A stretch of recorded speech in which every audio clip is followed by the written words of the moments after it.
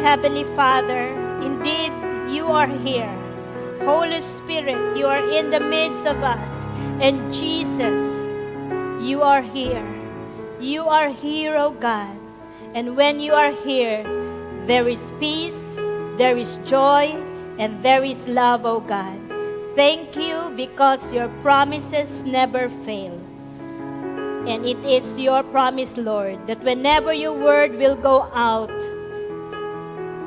you will commence, Lord God, the very thing that is spoken, and will do what it is purpose to do, O God. Thank you that your purposes today shall come to pass. Thank you that everyone who comes to your table shall be filled, Lord God. The thirsty will have a drink.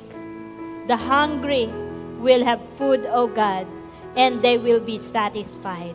Thank you, Heavenly Father. Thank you for the privilege, O God, of serving you this afternoon. I am your maidservant. Use me, Lord, to the glory of your name. In the name of your Son, Jesus, I pray. Amen and amen. Hallelujah! Praise God. Magandang hapon po sa ating lahat. At alam ko po na tayo ay pinagpapala ng Panginoon. We are here and blessed by God. We know you are well and in good condition because we know God is taking care of you, even though there's a great danger outside our homes. Although there are difficulties in life due to unemployment, discouragement, decrease in our businesses and work, boredom, and probably struggles in your health and other things, I have good news for you this afternoon.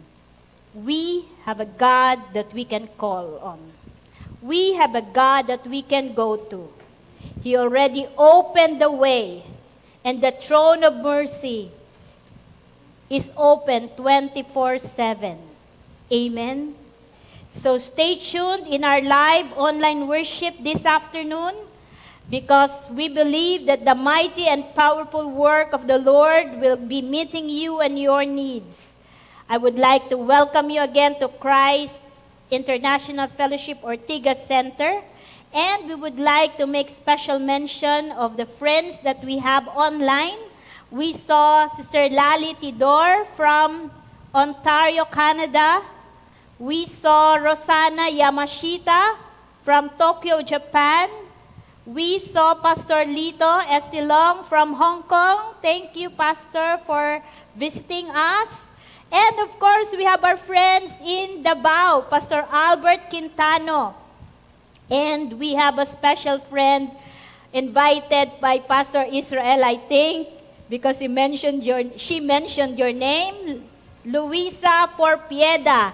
Thank you for joining us in this worship time. We know that God will embrace you, hug you, and give you peace and hope and things that you desire from Him.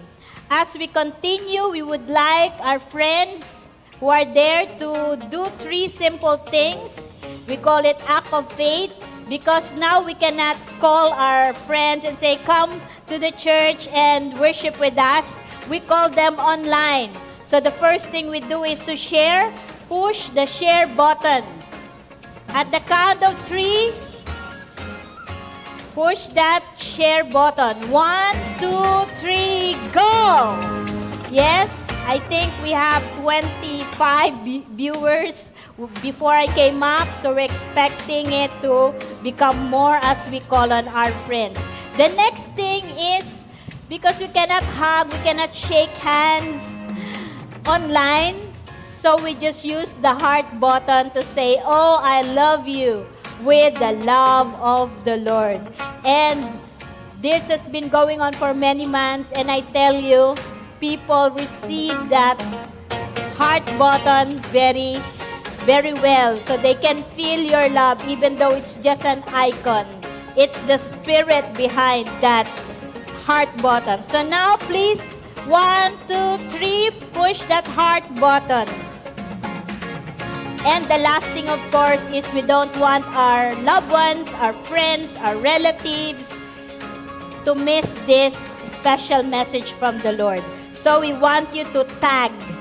Tag means you put the FB name in the comment box and then hit that share button again. Thank you for doing that. For those in Japan, arigato. Maybe Brother Now will come along even if he already went this morning service. Gracias if there are Spanish-speaking community hearing us. And of course, thank you for everyone because we advertise that this is an English service. Now we come to our verse for this afternoon. It's just very short. It's found in Matthew chapter 3, verse 1 to 2. And let me read it to you. Matthew chapter 3, verse 1 to 2. In those days, John the Baptist came preaching in the wilderness of Judea. Repent, for the kingdom of heaven is at hand. Very short verses, but I tell you, they are full pack for this afternoon. As a brief background, this is the opening verse when John the Baptist is introduced, because for 400 years, the Lord has not been sending prophets in Israel. And that is why the people thought God has abandoned them. So this is the kind of crisis that these people are undergoing. Maybe not COVID crisis, but they have a crisis in the sense that, in the spiritual sense, because the God who founded the nation no longer speaks to them. They are not in speaking terms. Even though it's what we feel when we are praying and it seems like we're not receiving answers to our prayer. For 400 years, that means the prayer made or the promises made were given to your ancestors. And your ancestors just told you, so they pass it on, pass it on, pass it on. And what is that promise? That promise is found in Jeremiah 29, verse 11. Let me read that to you. It says, "For I know the plans I have for you, declares the Lord, plans to prosper you and not to harm you, plans to give you hope and a future." This was originally spoken when they were taken captive in Babylon. And God sent through Jeremiah's letter. It's only a letter sent to the captives. He said, "After 70 years, I will visit you again." That means God has a plan to bring them back to the land He promised on oath to their ancestors, Abraham. God said, "I have not forgotten my plans." It's still there, even though you're hard-headed, even though you break the rules and everything. So we have not obeyed the Lord, and this is still God. God still loves them, and God is still on His way to doing what He has promised. 70 years. But now it's 400 years. Will God still do that? Okay? Will God still do that? So that's the question in the life of these people. So God's plan is not to harm anyone that He loves. God has no plans to destroy the people. It is because of their wrongdoing. But God said, "My plans is to prosper you." Not to harm, not to destroy, but to give hope and a good future. In other translation, it says a bright future. Amen? So this is the plan of God. the plan of God, the promise of God that they have been waiting for 400 years. And they are used to having prophets reminding them of this plan. But it's now 400 years. But praise the Lord, because a little over 30 years, God has spoken to individuals like Zechariah, Mary, and Joseph. So individually, God has spoken, but to the whole country, no. So remember, what is God's plan? To prosper, not to harm, to give hope, and to give a good future. Even though God is silent, there was a song, it says, that even though we're not seeing God at work, He is still working. Amen?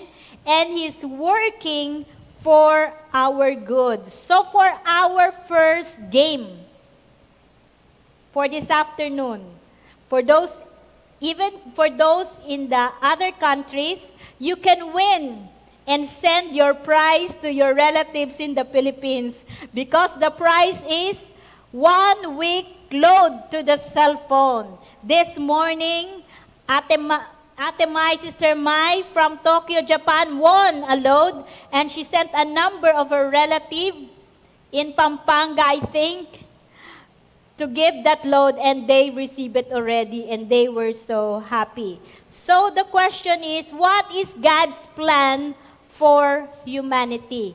What is God's plan for humanity? Is somebody doing the timer over there? Yes, there is. So this is only for 1 minute, and you will comment after I say go. Okay, are we ready, timer? Timer, timer, timer. Yes. Okay, at the count of 3, let's hit and type in the comment box the plan of God for humanity or for you. 1, 2, 3, go! This is especially for our guest. You see, where's the background song? Yes. There goes your background. Type, type, type, type, type. And I think before the end of this message, we will know who's the winner. So, where's the timer?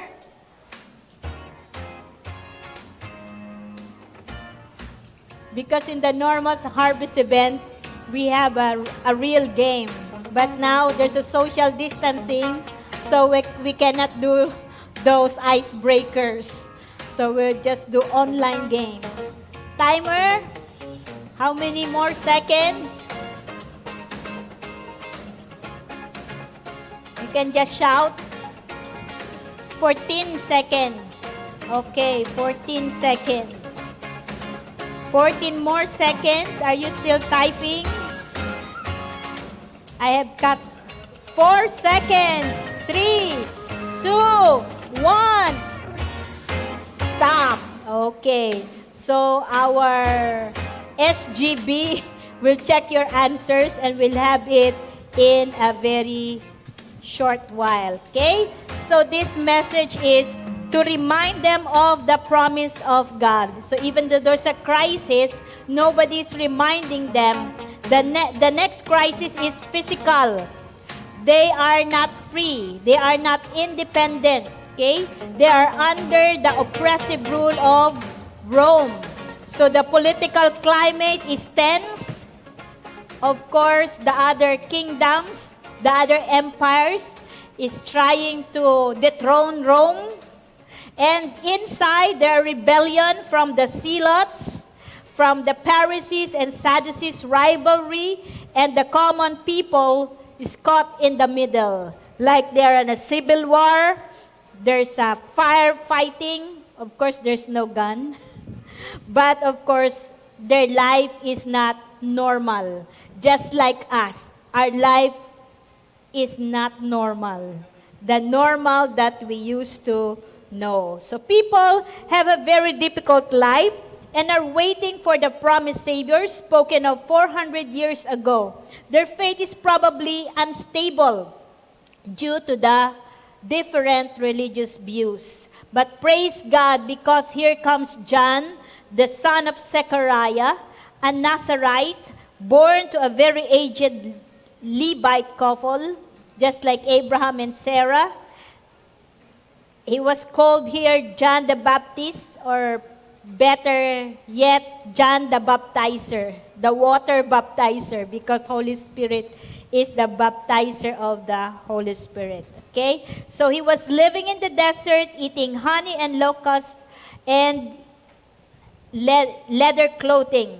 He came with the message of God. And his message is, repent, for the kingdom of God is at hand. And we have our winner. Wow! We have from the Burgos Isabela. Yes! Alfonso Bakirin. Congratulations! And we have our faithful watcher from Makati, Poblacion, Makati, Sister Tina Manlapas. And it's good that I already saw who is this, but I will say the FB name. From Makati again,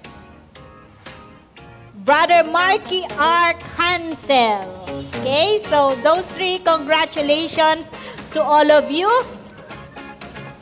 And just text me so I can load you after my preaching. Not now. I'm not online. Okay? So this message is, repent, for the kingdom of God is at hand. What is the relevance of this message to people in crisis? Number one is a message of preparation. So you've been doing things, and then here comes the promise of God. You have to receive it. Okay? Just like when we have grand raffle and says, you have won. So you have to prepare yourself. You have to prepare yourself to go out, wear your mask, wear your face shield, and your, what's that? Quarantine pass before you can go out. So there's a preparation. So for the kingdom of God, there's a preparation. And it says a preparation of the heart. You know the word repent, of course, it's not only in the mind. The heart must come with it. Normally the people who repent has sorrow for doing the wrong thing. Right? So there's a change of heart. There's a preparation of heart. So here it says, those who are discouraged, people have been discouraged of 400 years, will still come. What will happen to our lives under the rulership of these people? They are disoriented. They are depressed. And maybe some of you are feeling the same way. But praise be to God, because if you hear that the kingdom of heaven is at hand, you must prepare your heart.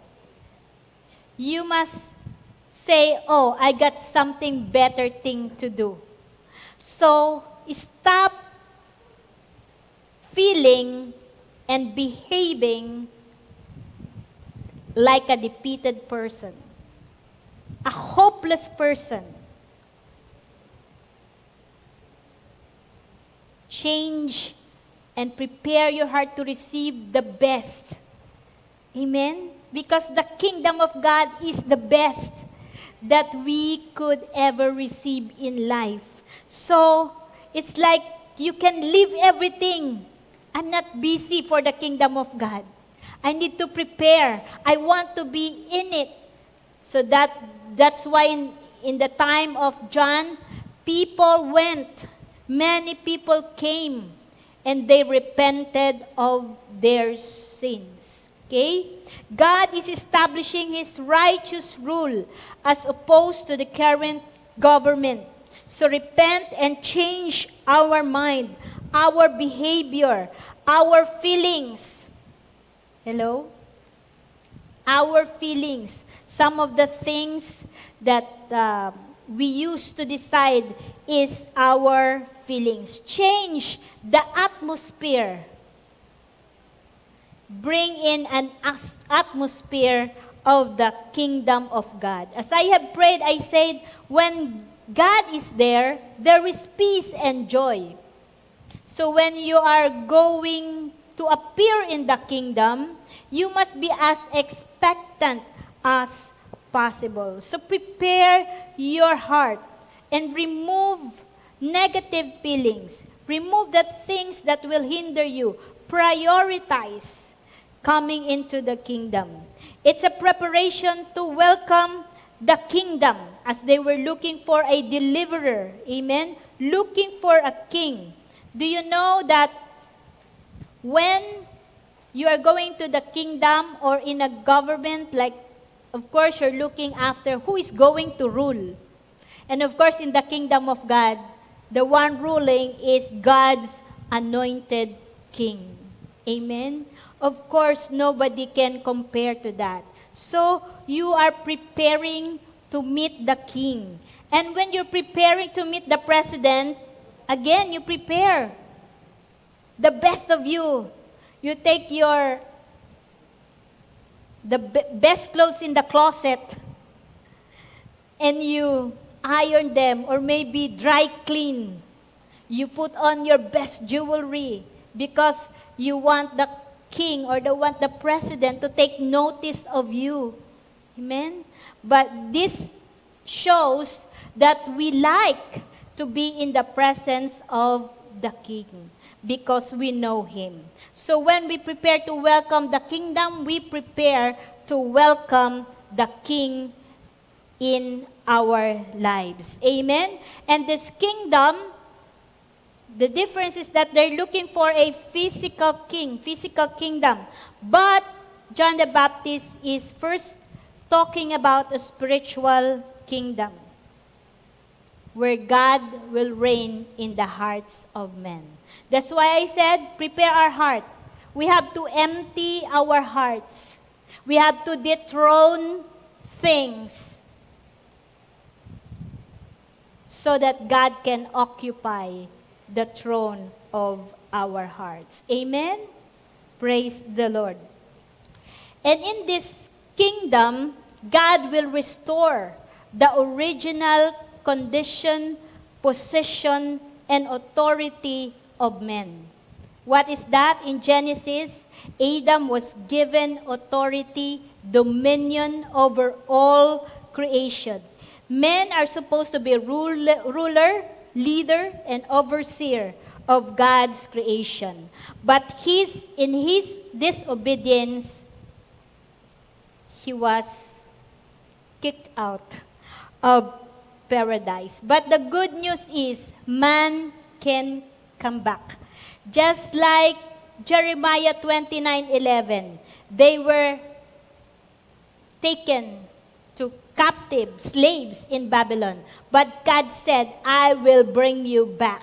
Amen? And it's the same promise for men. In Genesis, also God said, at some time, a woman's seed will trample the snake, and God's people can return to God. Praise the Lord, because this message is the fulfillment of the promise of God. It is therefore a message of accepting the King and the Savior, the Redeemer, the Deliverer that they were longing for. Amen? It is because we need to go back to the kingdom. And we can't go back because we have disobeyed.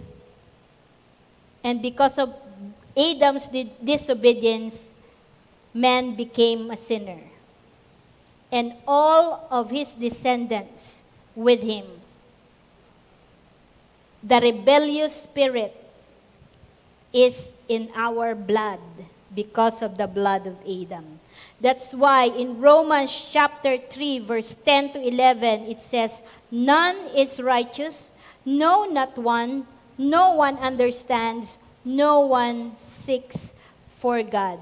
This is why man is full of conflict, full of problem or lack.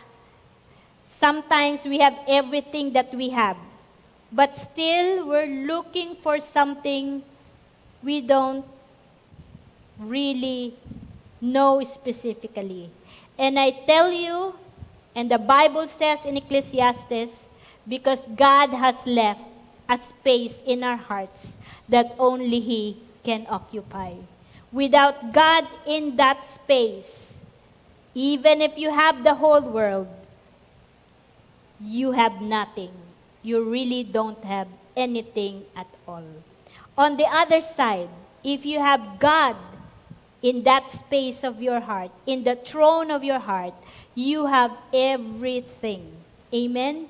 That's why it was said, "Seek ye first the kingdom of God and His righteousness, and all these things will be added unto you." Amen? Failing to understand the most important thing in our life will bring our life into confusion, depression, discouragement, and seeming lack. Even if you are the most richest of all, if you are the most educated of all, still, you know in your heart, you are not whole.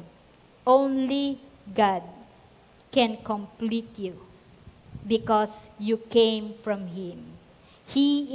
The one who completed man in creation is the breath of God. Amen?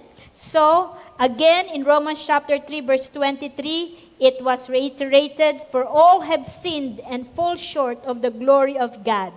Man tries all remedies to go back to God, but all things is in vain. Amen? Many things are deserving praise, like good works, good relationship, education, good achievements in school, in work, in community, do charities, going to church, and serving Him. But these things will not get us into right relationship with God. We have to first accept the King. Accept Jesus in our heart. Accept the Savior that died for us, that died for our behalf. In Romans chapter 6, verse 23, "For the wages of sin is death, but the free gift of God is eternal life in Christ Jesus our Lord." Amen? What is needed? You're down the drain, you're going to the gallows, you're going to the lethal injection. It's like a prisoner that will have his penalty. Yet, you can exchange by receiving Jesus. Give all to Jesus, and He will give you life eternal. Amen? The free gift. You cannot earn this, you cannot buy this, you cannot work for this. It's a free gift of God. The eternal life, if you receive Christ Jesus as your Lord and Savior. Because only Jesus can save us. He is the only one who is without sin. Even if I make myself be crucified on the cross, it cannot pay for my sin. Because I'm not blameless. I'm a sinner. Only Jesus was sinless when He was here on earth. And only His blood is the acceptable sacrifice for our sins. That's why He can say to the people during His time, and even to us, He is telling us now, "I am the way, the truth, and the life, and no one comes to the Father except through me."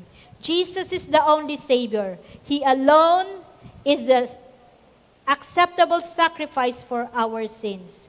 We should believe and accept this only sacrifice. Invite Him to be Lord and King over our lives, meaning we turn over the control. It's like when you're driving, only one should be driver, or else you'll be in an accident. In our life, we have been driving our life by ourselves. But now we have to exchange places with Jesus. He has to be the driver of our life. He has to take full control, or we are not going anywhere, or we are not going to inherit the kingdom of God. Amen? This is a message of deliverance from crisis. As I have said, when we seek God and His kingdom, when we seek His righteousness, all things will be added unto us. Every problem that we have has a solution in Jesus. Amen? No problem has come to man that is not common or that has no solution. God, Jesus, has solution for it. How will it come? How will the solution come? Will it change right away? Will it be like a magic? The first thing that is being addressed by the Savior is ourselves. The first solution to our problem is to change us, is to change what is in our hearts, is to change what is in our mind. And praise the Lord because it is His promise. In 2 Corinthians chapter 5, verse 17, it says, anyone who is in Christ is a new creation. The past, the old things has passed, and now it is new. Amen? So we have to leave the past behind by faith. We have to close that door. How? We have to turn 180 degrees. From a sinful life, from the old life, from the boring life, we have to turn to a life of a good adventure. That's how I describe walk with a life of good adventure. Because you cannot predict at times. There are many surprises. But praise God, it's good surprises. Amen? It's challenging. There's still crisis. But you will see many victories if you allow Jesus to carry you through this crisis. Amen? Remember when He said, if God is for you, who can be against you? Amen? It's like you have a big brother who stands up for you and say, you cannot touch me. My brother is here. Amen? I don't have a brother, an old brother, but I have a big father and a loving father. And he told my friends, just tell me if somebody is bothering my daughter, and I will come after that man. And one day, when I was at the second grade, 8 years old, somebody hit me on the head. It's not my fault. Okay? So I did not tell my father because he said, it's okay. But my friends told my father. And so in the following day, he came up to the house of that big classmate. Because he's not a classmate like our age. He's an old man. And then he hit me on the head. So my father said, come and do it to me because we're of the same size. Why are you doing it to my daughter? She said, I'm really little. I'm really small at that time. So he said, so that's how Jesus is in our life. He's like a big brother, a father who will be there for us. Nobody can come and hurt us. Amen? Because He is for us. But what we have to do to be delivered and to accept Jesus is this. From Romans chapter 10, verse 9 to 10. That if you confess with your mouth, Jesus is Lord, believe in your heart that God raised him from the dead, you will be saved. For in the heart one believes. Remember, we have to prepare our heart. In our heart we have to believe unto righteousness. When we believe, when Abraham believed, God credited to him righteousness. So when we believe in our heart, God proclaims us righteous before him. And with our mouth, we made confession unto salvation. Amen? By our mouth. So we have to say that, yes, Lord, I'm giving my life over to you. Forgive me for my sins. Forgive me for running my life on my own. Amen? And accept Jesus on our life. Believe that he died on the cross as a replacement for each one of us. Confess with our mouth that Jesus is Lord. And the good news is there will be instant changes. Just like 2 Corinthians 5:17. From children of the devil, yes, there are children of the devil, to children of God. You will be child of God. John chapter 1 verse 12. From a sinner deserving eternal punishment in the lake of fire to a justified saint. Yes, you are a justified saint. You are no longer guilty. It is as if you have not done anything against God, and you are now made holy by God. From fearful, you see, the people in Israel at that time, they were very fearful for their life. But now you are not fearful, but fearless. Amen? Fearless because you have a big brother and a father and a good father. Amen? Nothing shall hurt you. Nothing can come in between you and separate you from him. And he says, you have not only a father, you have a spirit within you. And you have been given a spirit of sound mind. Amen? And the spirit that raised Jesus from the dead.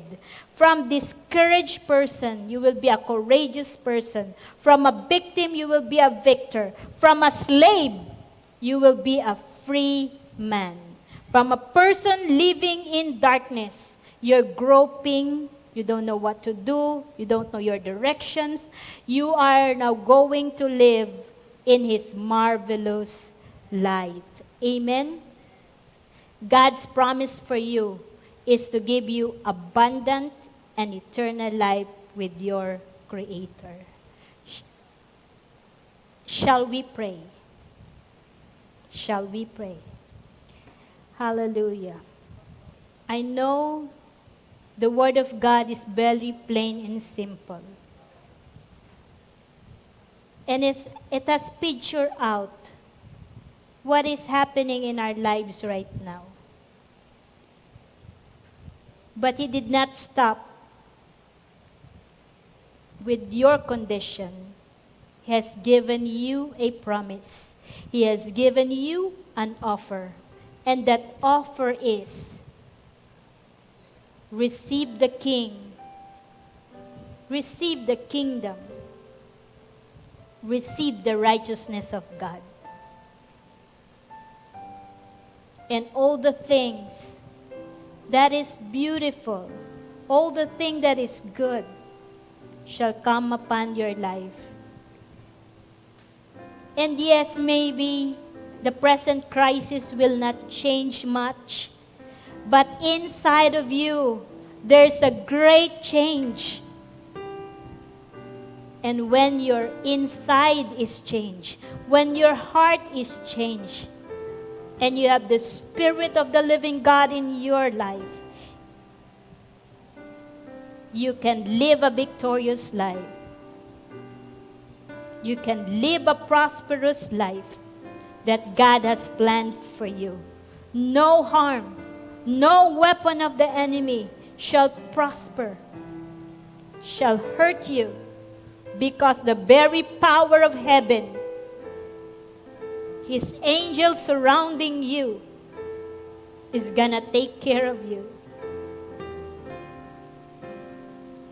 So I believe you are making a wise decision today by accepting Jesus and telling Him right now that we are repenting of our disobedience.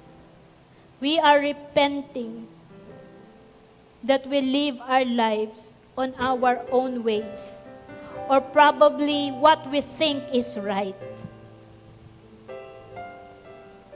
Forgive us. Pray with me. Father, I repent from my sins, from my sin of doing things according to what I think is right. Forgive me. I do not like to continue doing so. From this day forward, I want to live my life according to your will, according to your word, according to the Spirit of the living God, not according to the flesh. Thank you for your forgiveness. Thank you for washing my sins away. Thank you for receiving me as your child. Thank you that you are indeed my Father, my good Father.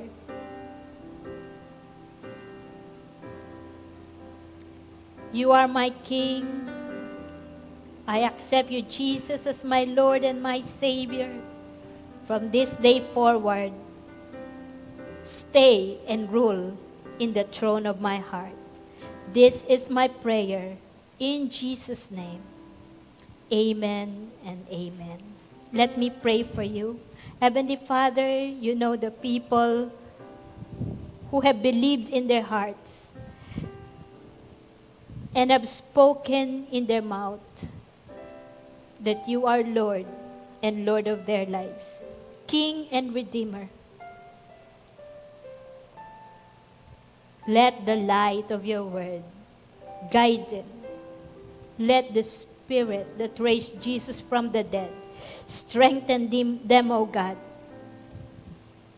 and give them courage to live for you.